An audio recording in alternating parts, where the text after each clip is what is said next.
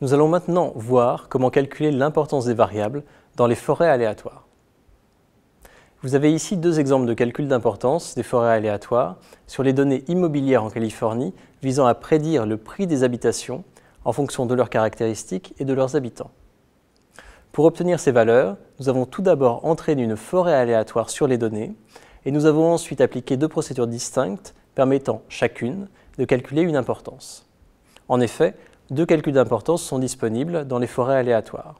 Le MDI, Mean Decrease in Impurity, présenté à gauche, et le MDA pour Mean Decrease in Accuracy, présenté à droite. Dans chacun des graphiques, les 8 variables d'entrée sont présentées et ordonnées suivant l'importance fournie par la procédure MDI ou MDA.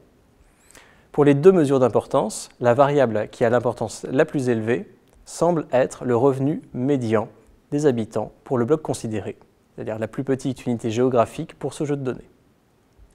On parle souvent de boîte noire pour les forêts aléatoires et les méthodes d'ensemble. Même si un arbre est interprétable, on comprend bien le processus de décision permettant d'aboutir à la prédiction, la forêt aléatoire ne l'est plus car elle est constituée de plusieurs centaines d'arbres.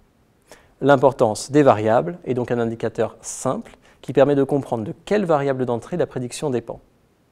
Plus précisément, nous sommes intéressés par les variables ayant un lien avec la véritable sortie et non celles ayant un lien avec la prédiction de l'algorithme. Dans notre cas, nous essayons de répondre à la question de quelles variables dépendent le prix des habitations. Remarquez que les deux mesures d'importance, le MDI et le MDA, fournissent deux classements différents pour les variables d'entrée. L'importance de chaque variable diffère suivant l'indicateur considéré. En effet, pour le MDA, la deuxième variable est la latitude de la zone géographique, alors que pour le MDI, la deuxième variable est le taux d'occupation moyen de l'habitation. En fonction de la mesure d'importance utilisée, des résultats différents sont obtenus, ce qui conduit à une interprétation différente du rôle des variables d'entrée sur la sortie. Il est donc important de comprendre les différences entre ces mesures et comment les utiliser à bon escient. Dans quelle situation peut-on utiliser l'importance des variables ? Tout d'abord, il n'existe aucune unique quantité mesurant parfaitement l'importance des variables. Celle-ci dépend toujours de l'utilisation qui en sera faite a posteriori. Elle n'a pas de définition ni d'intérêt intrinsèque en dehors d'un problème et doit toujours être choisie en fonction d'une tâche précise. Prenons un exemple très simple pour illustrer ce propos. Imaginons que nous ayons une entrée de dimension 10, contenant donc 10 composantes, une sortie Y continue et un modèle très simple, Y égale X. Nous supposons également que la variable X1 est elle-même une fonction des variables X2 jusqu'à X10. Plusieurs motivations existent pour utiliser l'importance des variables. La première, qui peut sembler la plus naturelle, est la sélection de variables. Dans ce cadre, nous aimerions construire un modèle contenant un faible nombre de variables d'entrée et qui ait de très bonnes performances prédictives. Avec ce but en tête, et dans notre exemple, nous aimerions obtenir une importance élevée pour X1 et des importances pour X2 jusqu'à X10 qui soient très faibles.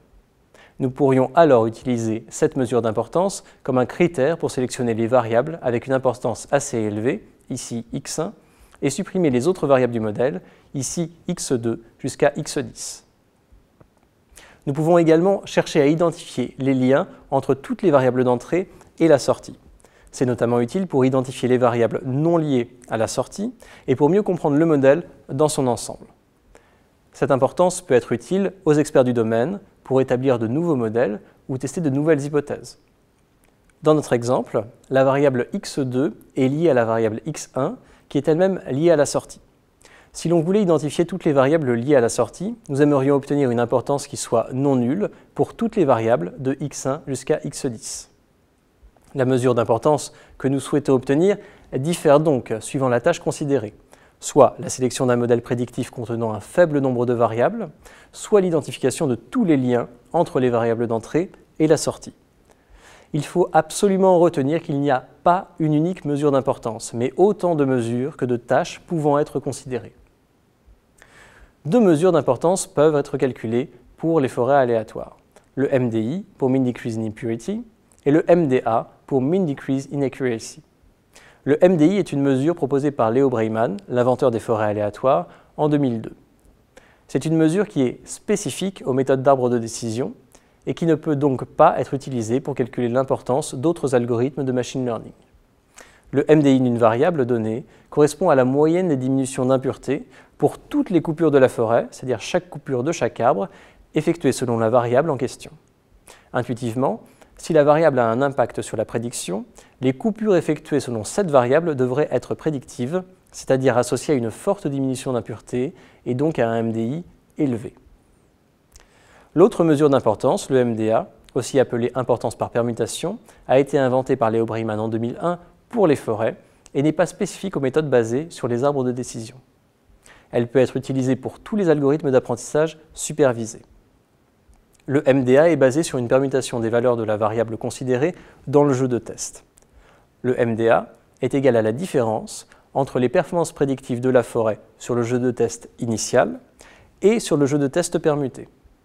Intuitivement, si la variable a un impact sur la prédiction, permuter ces valeurs devrait diminuer la performance prédictive de la forêt, ce qui devrait conduire à un MDA élevé. Nous allons maintenant détailler la construction de ces deux indicateurs.